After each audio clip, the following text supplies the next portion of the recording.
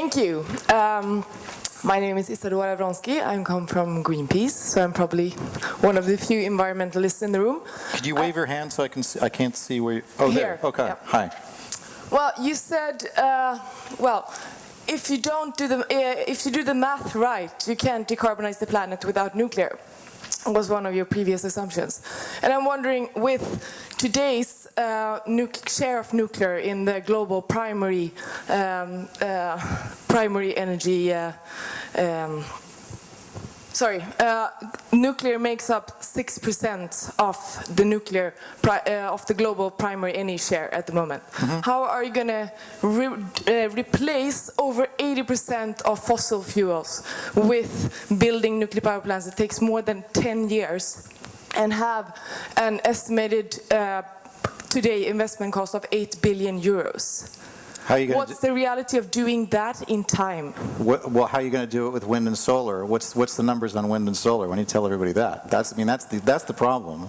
No, the numbers on wind and solar are lower. That's right. Yes. I mean, that's the problem. And it takes below less 1%. time to build. So, well, they don't. No, not per terawatt. They don't. There's no. Look, Germany put 130 billion euros into its solar investments over about 20 years, 15, 20 years. Germany has about half the world's supply of solar PV, great, and they're one of the richest countries in the world. They can afford to do that. The political class has gotten behind it, all very good. But they get 5% of their electricity on an annualized basis, 5% of electricity from solar, which is an amazing accomplishment, but that's 5% on a huge investment over several decades. France, over several decades, huge investment, not dissimilar, totally decarbonized their electric grid, as did Sweden. That's the problem. It's not that wind and solar can't contribute. It's not that this isn't a tremendous problem, as you pointed out, to displace fossil fuels. But we have to put, I think what you just said makes my case. You have to put everything on the table.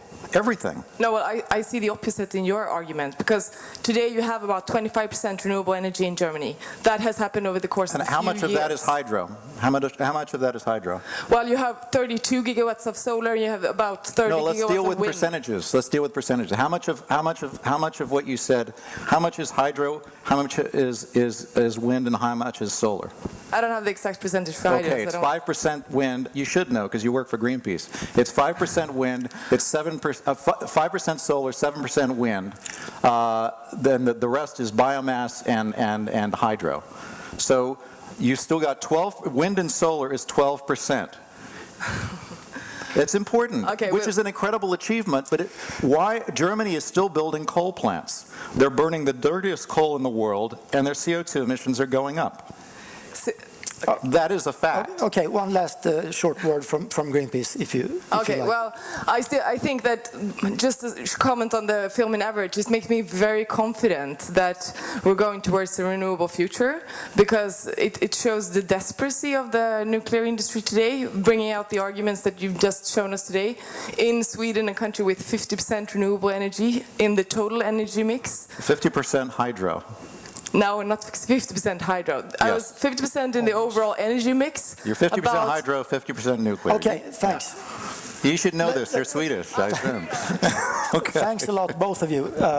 Let's move on. If there's another question. Yes. Yes, I have two sets of questions. Again, I can't see. Yeah, I'm over here. Oh, there. Okay. Here. Sorry, it's the lights. Yes. Yeah. Yes, I was wondering, do you consider nuclear to be a sustainable energy source, and what are your ideas around the word and the concept of sustainability? I think, sustainability is something that can power human civilization for some extended period of time. And I think nuclear absolutely can do that. That football field that we show in the film of accumulated nuclear waste in the United States could power the United States for 1,000 years using recycling the fuel. Thorium fuel cycle looks very promising as well. Going forward, there's enough thorium to power the world for thousands and thousands of years. We can even extract uranium from seawater. Believe it or not, uranium is extractable from seawater. There's really an abundance. In terms of, can we provide power to the entire planet for the basically forever with nuclear energy? Yes, and I would suspect that before the end of this century, we'll probably have fusion, which will render the whole thing moot.